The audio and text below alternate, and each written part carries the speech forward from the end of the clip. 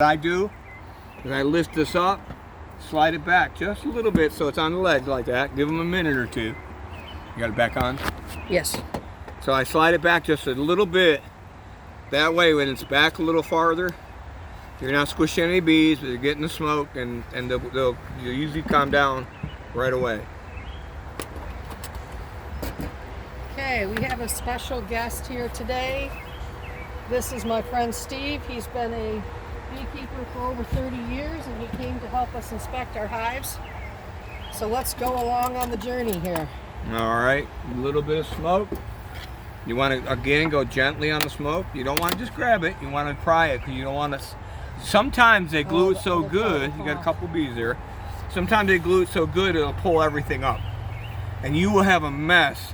If you ever had a frame glued to a top and you open it and it falls off, it's trouble big time.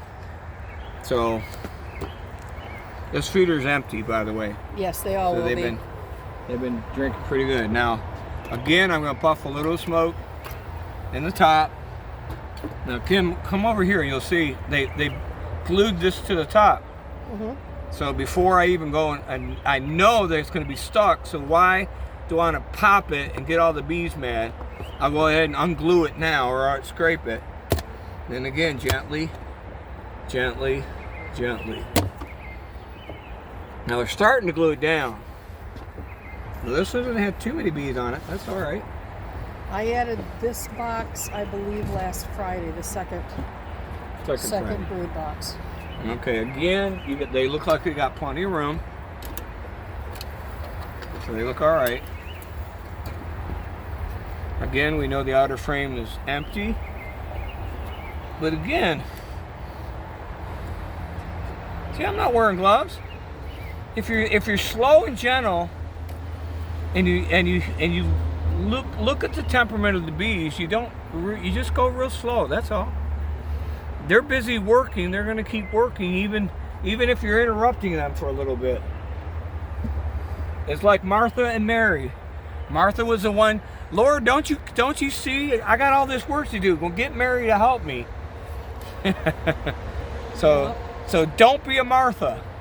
Won't be a Martha. I will choose the good thing. All right, look at this. Here we got. Ooh, this is looking interesting. That's honey at the top. They're capping it off. Now you got a little bit of brace comb going on here. We'll get that out of here. Actually, I don't know if it was attached to the other frame, but we'll pull it off a little bit. You got nectar in here and capped honey at the top, so they're doing good. I'm really surprised because I only put 3 frames in that, so that, I believe, is a new one. Mm-hmm. They're working pretty quickly. Yeah, well, your nectar flow is on in this area from what I can see. Now this was glued on to the bottom too. I don't know what they glued to, but there's. Ooh, we got drones, right? Yep, those are drones. The larger cells. Now, Kim, what they did is see how they built it out. They built the comb in the wrong place. You don't want it there. You got comb on this side and comb on that side. So what we're gonna do is try to fix this. I don't know if we can. What you want to do, take your smoker and you're gonna puff where you want to get the bees out of there. You puff it a little bit, they're gonna get out of that space. We're gonna try to put the 2 spaces back together. All right. You see how they got a walkway there. Now, one thing about your plastic foundation, bees on regular wax will make holes all over the place because that's where they like to travel. It's like you want to take a shortcut, you take a shortcut. So in this case, the bees made a passageway there so they can get through. Now I just sealed it off for the most part. They might reopen it, I don't know. What we could do is actually cut this, and I don't have a knife. Oh, I'm ripping up some of the drone. That's all right. I don't think I do either. That's all right. Well, if I had a knife. We're collecting what we need a little at a time. Right. What I'm going to do. Put it back together. That's cool. Try to get it all straight again, and they're going to work. They're going to work it the way that they want to. Nice. Now, one thing, Kim, the temperature is kind of cool. What temperature do they raise brood at? What temperature they gotta have? 93.5. 90s or not up in the 90s, correct? 92.5, 93.5. Somewhere around there. I have been doing my homework. So you don't want to leave them up in the air too much. Now, you see what I just did here? They had combs sticking out here. I mashed it. Watch this. You'll see bees come right along and start cleaning up that honey. Okay. They are that meticulous about their hive. They don't want it messy. They jump right on it. Now this is a new frame, correct? This one here that I'm getting. This one's also glued to the bottom. I don't know what they did. Oh my goodness, Kim. I know. Beautiful brood pattern. Look at that. Do we want to take that one and put it in the other one? No, because look at the color of the caps. Oh, because it's new. There's new. You want to get older caps because you want them to be able to hatch out and help the population, but you don't want to use the yellow ones because it's too light. Okay, I didn't realize that's something you just taught me, so that's fantastic. Thanks so much. Yeah. You always want to try to get this frame's harder to get out. It doesn't have the same edge to it. This is the same thing going on. Oh, you got a queen cell here. Okay, I can't see. Right here. This little one. Okay, this one here? Yeah. Now what you want to do, carefully tip it up. What do you see in there? Nothing. To be honest with you. It's empty. Oh, that's good because they're not making a queen. I can't see, and you got the hole through here like you said. Right. That's interesting. Yeah. So they got a queen cell cup, and the bees will make those. Just their habit is kind of like, let's make this. I don't know. It's kind of like the useless piece of furniture that you have in your house. You think you're going to use it one day and you don't, but I got lots of those. Anyway, I'm going to go ahead and slowly scrape this. See, the bees are already working. They're working extra here on this wax. I'll get this off and this off. Look at that, cleaning up the honey already. Yep. The nectar is spilled. Now, in what month do you have to be really concerned about robbers? Robbing will take place after the nectar flow is on, usually later summer, and there's no nectar coming in. Whoops, I got a visitor here. She fell off. Watch out. Get you? No, my finger was wet. I don't know if there was something on it. Did you get honey on it? I think so, and she was like, oh, dinner time. She's licking your hand. All right, here's another. Kim, you got beautiful frames of new brood. I would not recommend taking them out of here now. Now that doesn't mean you can't take them out. Just means you got to wait probably another week, another 10 days. Now this frame, I don't see the queen, but look down in their cells. What do you see in there? Down in the bottom. Can I be honest? What? Go ahead. I don't have my glasses down. All right. Well, there's little tiny larvae that are only 2 or 3 days old. Okay. And they're right in the center of the frame. So my queen is doing very well. Yes, on this side she's doing very good. Now the next frame is empty. I mean, it doesn't have brood in it. So she may be on this frame, Kim. Okay. So we're going to go real slow. I don't know. Oh, this one's heavy. No, it's got nectar on it. I can tell. It's too heavy to even get my fingers are wet and slipping. So I got to use the hook. Okay.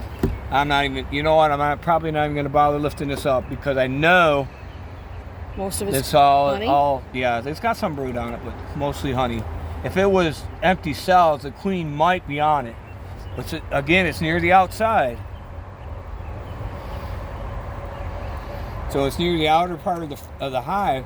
Usually they're not going to lay the eggs there. They're going to lay it on the inside. See, look at the outside of that. All honey. All honey kept over. Yeah, that's when they get heavy. Yep. So really, we don't need to go down the bottom. We know we got plenty of young brood up here. I prefer that we just move on to the next hive for now. What is your guess about when I should add a super to this one? Like I said, this one's only been in here a week. I would give it another. All those babies are going to hatch within probably the next 3 weeks. I'm going to mash this honey down. It's going to spill a little bit. So you think I can wait a week or two? I would wait probably close to 2 weeks. Okay. Now, how long is the worker bees? How long does it take for them to hatch from eggs? Is it? I know queen's 16 days. 21 days. 21 days. 21 days for them, and then the drones are longer. They're usually, I think they're 24, 25 days. So they're a few days longer. Okay. And the drone cells are where what's going to lay their eggs. That's where the varroa mites like to lay their eggs. That's right. So if you yeah. Once you start seeing a lot of production of the drones, you know you could be getting in more trouble with the varroa mites, correct? Right, correct. Okay. But they're usually only going to have the drones in the springtime or when the nectar flows on, because that's when the hives usually swarm. And when they swarm, they like to have drones on hand, kind of like they help one another out.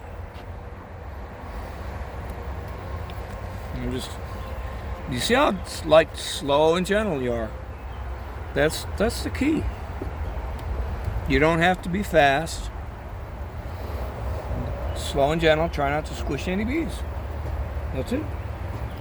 I just want to say we really appreciate you coming out. Yeah, no problem. Now, one other thing too, try to keep the frames even. See how much space is here? Yes. They might build another sheet of honeycomb over here. Okay. So you want to move these over a little bit.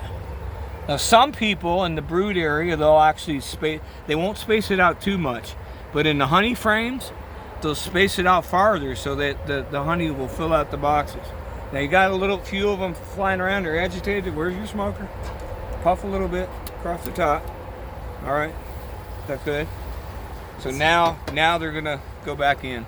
So my bees' temperament, I think, is pretty good, don't they? Yeah, oh yeah. And considering the weather, it's overcast and possibly gonna rain.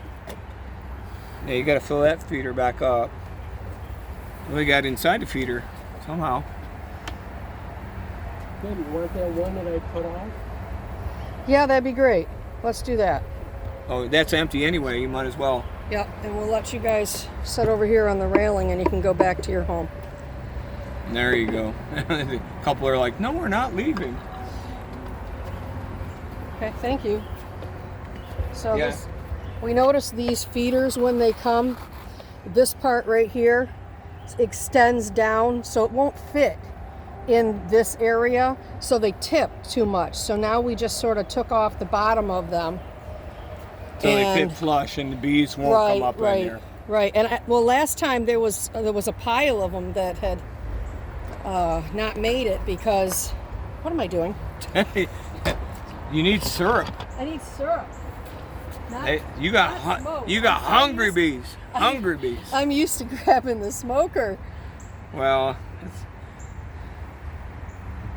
okay, so this is 1-to-1 sugar water, and we feed them 1-to-1 sugar water until they have the comb drawn out, right? yeah. Well, you can feed them a little thicker ratio, as long as they have a water source. Right there, the pond. Yeah, if they need water, they can dilute it.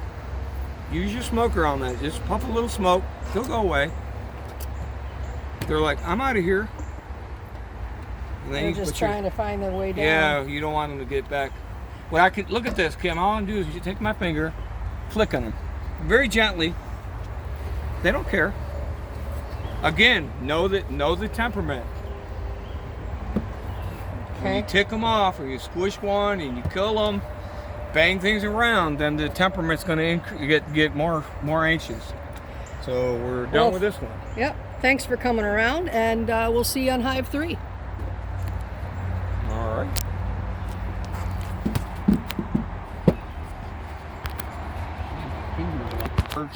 Can't push the button with my glove. Okay, let's